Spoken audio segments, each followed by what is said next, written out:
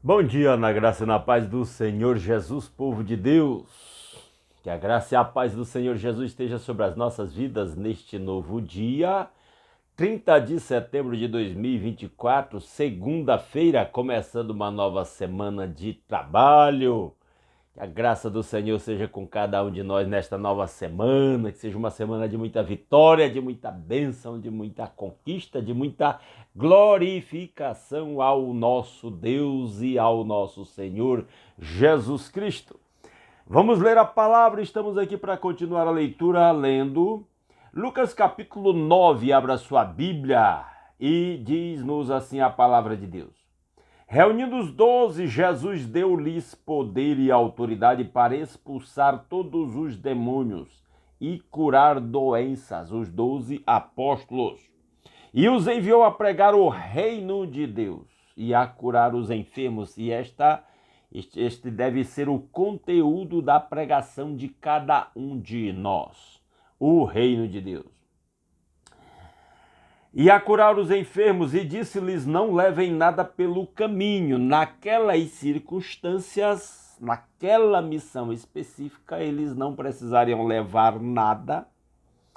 E hoje, quando vamos, devemos levar apenas o essencial, né? Não deve haver ganância no cristão, né, que testemunha o Evangelho de Cristo e o reino de Deus. Não levem nada pelo caminho, nem bordão, nem saco de viagem, nem pão, nem dinheiro, nem túnica extra. Na casa em que vocês entrarem, fiquem ali até partirem. São instruções específicas para aquela missão e para aqueles apóstolos. E há algumas bastante gerais aqui que nos diz respeito também. Se não os receberem, sacudam a poeira dos seus pés quando saírem daquela cidade como testemunho contra eles. Não precisa forçar a barra, só precisamos ministrar a quem nos recebe. Então eles saíram e foram pelos povoados pregando o evangelho e fazendo curas por toda parte. Herodes o tetrarca ouviu falar de tudo o que estava acontecendo e ficou perplexo. Por quê? Porque algumas pessoas estavam dizendo que João tinha ressuscitado dos mortos, sendo que ele tinha mandado matar o João de maneira covarde. Outros que Elias tinha aparecido e ainda outros que um dos profetas do passado tinha voltado à vida, ou seja, o Jesus estava muito famoso e impressionante para os judeus. Mas Herodes disse: João eu decapitei. Quem, pois, é este de quem ouço estas coisas? E procurava vê-lo. O próprio Herodes queria conhecer Jesus. Ao voltarem, os apóstolos relataram a Jesus o que tinham feito. Então ele os tomou e retiraram-se para uma cidade chamada Betsaida. Tipo sair para descansar, para se afastar um pouco da multidão, né? Para descansar da tarefa tão puxada. Verso 11, mas as multidões ficaram sabendo e o seguiram. Ele as acolheu. Jesus não resiste às pessoas, quem vem a ele. Ele disse no outro lugar: quem vem a mim, de maneira nenhuma o lançarei fora.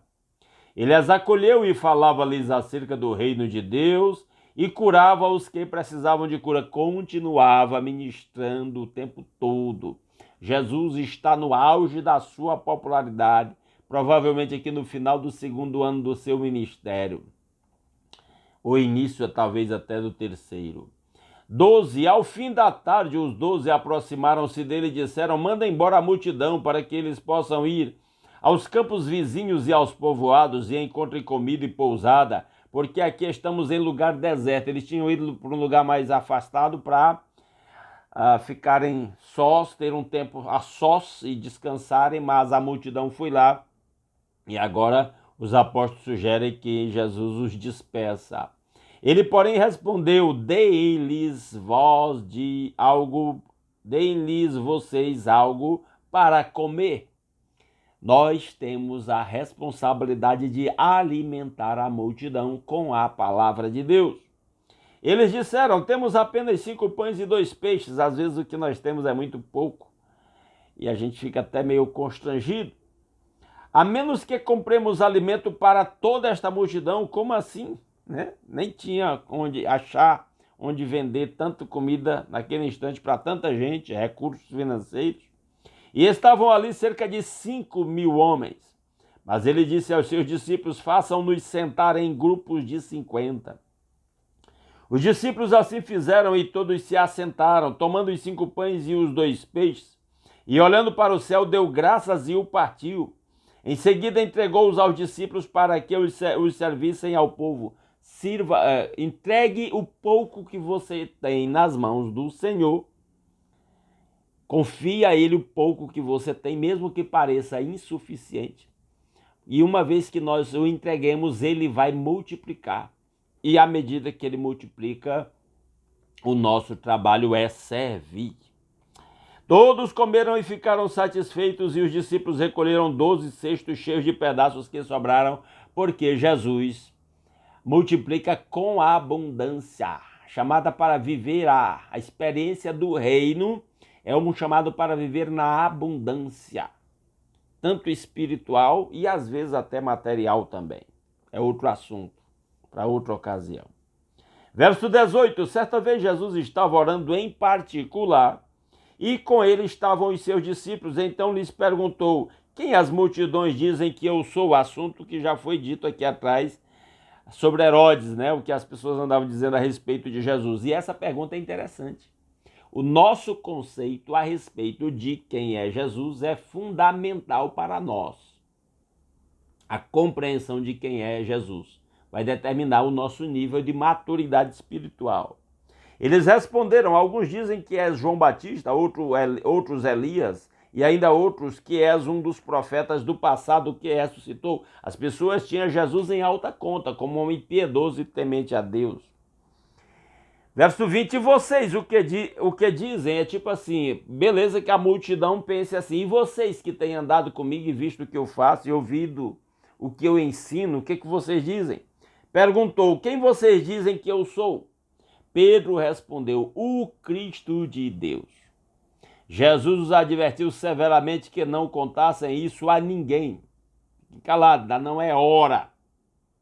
Apesar da fama de Jesus ter se espalhado e já atrair multidões, mas Jesus ainda queria conter, porque isso despertava o ciúme das autoridades judaicas, que culminaria na sua morte. Verso 22. E disse: é necessário que o Filho do Homem sofra muitas coisas. O Filho do Homem aqui é Jesus. E ele tinha consciência de que iria sofrer. E seja rejeitado pelos líderes religiosos, pelos chefes dos sacerdotes e pelos mestres da lei, seja morto e ressuscite no terceiro dia. Jesus tinha consciência de que iria morrer e já avisou aos apóstolos, inclusive também sabia da sua ressurreição, apesar de que os apóstolos não estavam entendendo essa parte. Verso 23, Jesus dizia a todos: se alguém quiser acompanhar-me, negue-se a si mesmo, tome diariamente a sua cruz e siga-me. Quer acompanhar Jesus? Primeiro passo, negue-se a si mesmo, reconheça que não é nada, que somos meros pecadores, inimigos de Deus. Aqui merecemos a sua ira. É isso que a Bíblia diz. E reconhecer isso é negar-se a si mesmo, é admitir que nós não somos dignos. Não somos dignos. É tudo pela graça de Deus.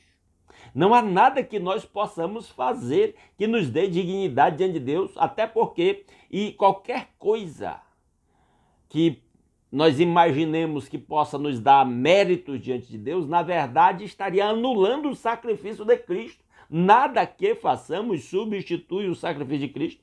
Isso também não nos exime da responsabilidade de andar e frutificar no reino, andar em piedade e santidade e frutificar no reino. Mas isso não nos dá mérito diante de Deus, é por graça de Deus. Por meio do sacrifício de Cristo, nada, anota isso aí, comenta no vídeo, nada substitui o sacrifício de Cristo. Eu preciso da graça de Deus. Isso é negar-se a si mesmo. E outro detalhe, tome diariamente a sua cruz, ou seja, a caminhada cristã é uma luta diária. Diária, 24 horas por dia. E às vezes eu digo assim, 24 horas por dia. Pastor, até quando eu estou dormindo, até quando está dormindo, porque a sua natureza pecaminosa não dorme, às vezes até em sonhos. Você sonha besteira por causa da natureza pecaminosa. Então é uma luta diária. E aí tome a sua cruz, ou seja, crucifique-se a si mesmo. Toda vez eu bato nessa tecla. O pessoal tem um conceito equivocado aí de que a cruz são os fardos que a gente leva na vida, os problemas que a gente enfrenta na vida. Não. A cruz no Novo Testamento, pode ler, é para crucificar-nos a nós mesmos, para crucificar a nossa natureza carnal, nossos impulsos pecaminosos. E aí siga Jesus, seguir os passos de Jesus, imitar Jesus, obedecer Jesus. Verso 24, pois quem quiser salvar a sua vida, a perderá, a vida terrena. Mas quem perder a sua vida, no caso vida terrena, física, este a salvará, terá a vida espiritual. Verso 25, pois que adianta o homem ganhar o mundo inteiro e perder-se ou destruir-se a si mesmo? Aproveita a vida terrena neste mundo para ganhar a vida eterna. Pois, verso 26, se alguém se envergonhar de mim e das minhas palavras, o Filho do Homem se envergonhará dele quando vier em sua glória e na glória do Pai e dos santos anjos. Então não tenha vergonha de proclamar Jesus, proclamar-se um cristão, proclamar o evangelho, a salvação, chamar as pessoas ao arrependimento e à conversão. 27, garoto a vocês que alguns que aqui se acham, de modo nenhum experimentarão a morte antes de verem o reino de Deus. Muitas pessoas pensam nisso aqui como a descida do Espírito Santo, ou a transfiguração que vem aqui nos versículos seguintes. A descida do Espírito Santo lá no dia de Pentecostes seria a vinda do reino de Deus, que aqueles que estariam ali vivos veriam, porque o reino de Deus já é uma realidade entre nós. Nós vamos chegar em Lucas 17, 21, que afirma isso, Jesus afirma isso categoricamente. O reino de Deus já está presente na vida daquele que se entregou a Cristo. 28, aproximadamente 8 dias depois de dizer essas coisas, Jesus tomou a Pedro, João e Tiago e subiu ao monte para orar. Por isso que, já que Lucas fala de maneira tão literal, conta até o tempo, 8 dias depois, alguns acham que isso aqui simbolizava a chegada do reino de Deus, que Jesus anunciou aí no verso 27. Enquanto orava, a aparência do seu rosto se transformou e suas roupas ficaram alvas e resplandecentes, como o brilho de um relâmpago. Foi uma visão extraordinária. Surgiram 2 homens que começaram a conversar com Jesus, eram Moisés e Elias. Isso aqui é nessa visão, Moisés e Elias aparecem conversando com Jesus, ou seja, a lei e os profetas estavam ali representados, indicando que Jesus era o cumprimento da lei dos profetas. Ele era o cumprimento do Velho Testamento. 31, apareceram em glorioso esplendor e falavam sobre a partida de Jesus, que estava para se cumprir em Jerusalém. Pedro e seus companheiros estavam dominados pelo sono, acordando subitamente. Viram a glória de Jesus e os 2 homens que estavam com ele. Jesus lá naquele monte, Pedro e João dormindo aí, né? Pedro e seus companheiros. Era Pedro, Tiago e João, que eram os 3 mais íntimos de Jesus. Quando estes iam se retirando, Pedro disse a Jesus, mestre, é bom estarmos aqui. Façamos 3 tendas, uma para ti, uma para Moisés e uma para Elias. Ele não sabia o que estava dizendo. Pedro ficou tão impressionado com o que viu, falou bobagem, porque não era para ficar ali fixo. Muita gente quer achar a zona de conforto e ficar lá. Não estamos chamados para ficar lá. Nós somos chamados para contemplar a Cristo e depois proclamá-lo. 34. Enquanto ele estava falando, uma nuvem apareceu e os envolveu, e eles ficaram com medo ao entrarem na nuvem. Geralmente, manifestações de nuvem na Bíblia representam uma manifestação visível da presença de Deus. Dela saiu uma voz que dizia, este é o meu filho, o escolhido, ouçam-no. Essa voz na transfiguração. Deus já disse isso de Jesus no seu batismo. Esse é o meu filho que me enche de alegria, de orgulho, vamos dizer assim. E ele diz, ouçam-no, ouçam Cristo, ouçamos Cristo. Tendo-se ouvido a voz, Jesus ficou só. Os discípulos guardaram isso somente para si. Naqueles dias não contaram a ninguém o que tinham visto, posteriormente sim. É tanto que Lucas registrou aqui. No dia seguinte, quando desceram do monte, uma grande multidão veio ao encontro dele. Desceram do monte da transfiguração e a multidão está lá. Um homem da multidão bradou: Mestre, rogo-te que des atenção ao meu filho, pois é o único que tenho. Um espírito domina, de repente ele grita, lança-o em convulsão e o faz espumar, quase nunca o abandona e o está destruindo. Manifestações demoníacas horríveis, já vi isso muitas vezes. Roguei aos teus discípulos que o expulsassem, mas eles não conseguiram.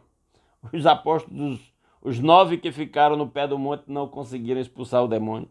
Respondeu Jesus: ó geração incrédula e perversa, até quando estarei com vocês e terei que suportá-los? Traga-me aqui o seu filho. Jesus fica indignado com a dureza do coração. Às vezes a dureza do nosso coração deve indignar Jesus, apesar de que ele não está humanamente, fisicamente entre nós. Mas ele está à direita de Deus, de onde intercede por nós. E ele conhece-nos e sabe como nós somos. Sabe das nossas fraquezas. Verso 42. Quando o menino vinha vindo, o demônio lançou por terra em convulsão. Mas Jesus repreendeu o espírito imundo e curou o menino e o entregou de volta ao seu pai. E todos ficaram atônitos ante a grandeza de Deus. Essas coisas mostravam a grandeza de Deus. Estando todos maravilhados com tudo o que Jesus fazia, ele disse aos seus discípulos: ouçam atentamente o que eu vou dizer, o Filho do Homem será traído e entregue nas mãos dos homens. Segunda vez que Jesus está dizendo só nesse capítulo, avisando os apóstolos que ele vai morrer, que ele vai ser torturado, ele vai morrer. Mas eles não entendiam o que isso significava. Os discípulos não dava para entender. Ouvia, mas não entendia. Era-lhes encoberto para que não entendessem e tinham receio de perguntar-lhe a respeito dessa palavra. Eles ficavam ali meio temerosos em perguntar, em esclarecer. Começou uma discussão entre os discípulos acerca de qual deles seria o maior. Olha o que os discípulos estavam preocupados. Olha quais, às vezes, são as nossas preocupações. Nada a ver com o que é o foco do Senhor Jesus. E eles que acabaram de fracassar na missão de libertar um rapaz endemoniado, estão discutindo quem é o maior. Discussão humana tola. Jesus, conhecendo os seus pensamentos, tomou uma criança e a colocou em pé ao seu lado. Então lhes disse: quem recebe esta criança em meu nome está me recebendo, e quem me recebe está recebendo aquele que me enviou.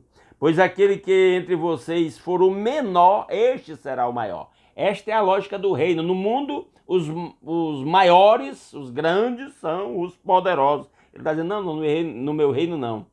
No mundo, os grandes são os que são servidos. Ele está dizendo: no meu reino é o menor, é o que mais serve, é o que é visto como maior. E a questão é: como é que nós estamos sendo vistos por Deus e pelos homens? Se somos vistos como grandes, poderosos pelos homens, somos pequenos aos olhos de Deus. Mas se somos vistos como indignos pelos homens, isso nos faz grande diante de Deus. É o que Jesus está dizendo aqui. 49, disse Jesus: mestre, vimos um homem expulsando demônios em teu nome e procuramos impedi-lo porque ele não era dos nossos. Olha o provincianismo desses apóstolos. Eles tentaram expulsar um demônio e não conseguiram. Jesus ficou indignado. E agora eles vêm dizer para Jesus, eles estão discutindo quem é o maior e ainda proíbem alguém que estava expulsando demônios em nome de Jesus. É a lógica humana. Nossa natureza é mesquinha demais. 50, não o impeçam, disse Jesus, pois quem não é contra vocês é a favor de vocês. Deixe cada um cumprir o seu papel. Aproximando-se o tempo em que seria levado aos céus, Jesus partiu resolutamente em direção a Jerusalém. Então estava chegando a hora e Jesus agora caminha para Jerusalém. Jesus enfrenta a morte, ele não tem medo. Aliás, ele, num dado momento, como ser humano que era, demonstrou a pressão que estava sofrendo daquele momento agonizante, mas foi a si mesmo. E enviou mensageiros à sua frente. Indo estes, entraram num povoado samaritano para lhe fazerem os preparativos. Para se acampar, para passar a noite lá, provavelmente. Mas o povo dali não o recebeu, porque se notava que ele se dirigia para Jerusalém. Povo samaritano lá, que não era judeu, eram mestiços. Ao verem isso, os discípulos Tiago e João perguntaram: Senhor, queres que façamos cair fogo do céu para destruí-los? Meu Deus, esse capítulo é cheio dessas coisas que demonstram as fraquezas dos apóstolos, que no final das contas, se nós formos honestos, são as nossas fraquezas. Os caras estão indignados aqui, querendo fazer cair fogo do céu sobre aqueles que não deram hospitalidade a Jesus. Verso 55, mas Jesus, voltando-se, os repreendeu, dizendo: vocês não sabem de que espécie de espírito vocês são, pois o Filho do Homem, Jesus, não veio para destruir a vida dos homens, mas para salvar. Eu não vim matar ninguém, gente. Eu vim foi salvar. E foram para outro povoado. Tá bom, não nos recebe aqui. Ele não disse lá atrás que se não receber no lugar, bate a poeira dos pés e vai embora. Quando andavam pelo caminho, um homem lhe disse: eu te seguirei por onde quer que fores. Que palavra desse homem, né? Mas Jesus sabia do coração e Jesus respondeu: as raposas têm suas tocas e as aves do céu têm seus ninhos, mas o Filho do Homem não tem onde repousar a cabeça. Será que o homem seguiu Jesus depois dessa palavra? 59, a outro disse: siga-me. Agora é Jesus que chama. E o cara diz: mas o homem respondeu: Senhor, deixa-me ir primeiro sepultar o meu pai. Às vezes não é que o pai dele já estava morto, é porque naquela época era a responsabilidade do filho cuidar do pai idoso até o pai morrer. E aí ele está dizendo: deixa eu ir cuidar do meu pai. Quando eu desocupar, eu vou te seguir. E muita gente está querendo seguir a Jesus quando desocupar, quando tiver um tempo. Jesus lhe disse: deixe que os mortos sepultem os seus próprios mortos. Você, porém, vai e proclame o reino de Deus. Não deixe que as coisas da vida cotidiana o atrapalhem de proclamar o Rei de Deus, de cumprir a sua missão. 61, ainda outro disse: vou seguir-te. Outra pessoa está falando para Jesus: vou seguir-te, Senhor, mas deixa-me primeiro voltar e despedir-me da minha família. Esse aqui estava pedindo menos. Era só para se despedir. Quem sabe talvez dar uma festa de despedida. Jesus respondeu: ninguém que põe a mão no arado e olha para trás é apto para o reino de Deus. Quer seguir a Cristo? Olhe para Cristo e olhe para frente. Deixe as coisas de trás para trás. E que Ele mesmo aplique a sua palavra aos nossos corações. E se você gostou dessa leitura, deixa um like nesse vídeo. Compartilha nas suas redes sociais, seus grupos de WhatsApp. Comenta aí o que você achou dessa leitura. E se é novato por aqui e não está inscrito, está convidado a se inscrever no nosso canal. Ok? Vamos orar? Nosso Deus e Pai maravilhoso, muito obrigado pelas incontáveis bênçãos com que o Senhor nos tem abençoado.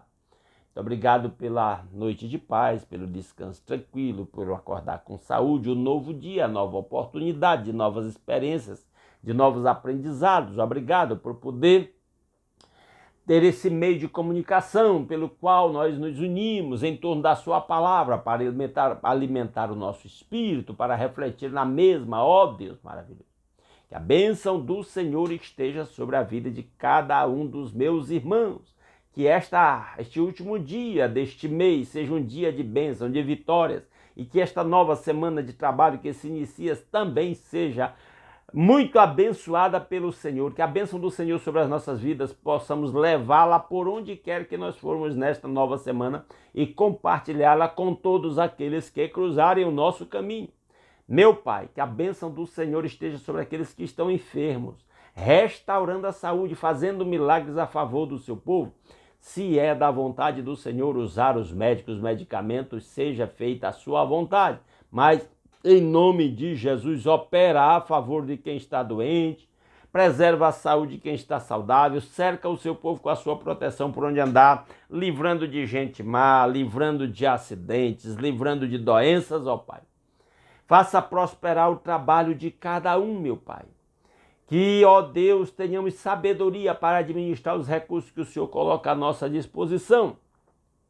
Ó Deus, dá soluções financeiras para quem está para quem está endividado, abrir portas de emprego para quem está desempregado, Em nome de Jesus, que a bênção do Senhor esteja sobre o lar de cada um dos meus irmãos. Cada casa seja um lugar de paz, de amor, de alegria, de paciência, de humildade, de bondade, obra de Deus, de mansidão. Todos os frutos do Espírito estejam presentes nos lares dos meus irmãos, que cada casa seja um templo de adoração a Jesus, lugar de aconchego para a família, de crescimento, de amor, ó Deus. Ó Pai, que a bênção do Senhor esteja sobre as nossas igrejas, sobre os pastores e líderes em geral, renovando a fé de cada servo seu a cada manhã, que os líderes, movidos pelo Espírito Santo, sejam instrumentos para conduzir o seu povo no caminho da santidade, olhando para Jesus. Ó Deus maravilhoso, que a bênção do Senhor esteja sobre a obra missionária. Seja como os missionários, especialmente aqueles que estão em lugares onde é perigoso, onde é proibido pregar o Evangelho. Protege, ó Deus, os seus servos de perseguição, de prisão, até de morte. Há lugares em que as pessoas correm, suas vidas estão em risco. Opera a favor do seu povo, faça frutificar o seu trabalho, que o seu povo se alegre com isso. Tudo isso nós pedimos graças ao nosso Senhor Jesus Cristo e ao seu sacrifício em nosso lugar e ao perdão dos nossos pecados e à nossa reconciliação com o Pai. O privilégio de fazer parte do seu povo, do seu corpo e o livre acesso à sua presença. Ó Deus maravilhoso, que o nome do Senhor seja glorificado na vida do seu povo em tudo quanto fizermos. É a nossa petição que fazemos agradecidos em nome de Jesus. Amém. Aleluia. Muitíssimo obrigado pela sua companhia. Se Deus quiser, amanhã, 5h30 da manhã, não tem sido possível sair exatamente 5h30 esse vídeo, mas entre 5h30 e 6 horas o vídeo sai aí para a gente continuar a leitura da palavra de Deus. Um grande abraço a todos os meus irmãos.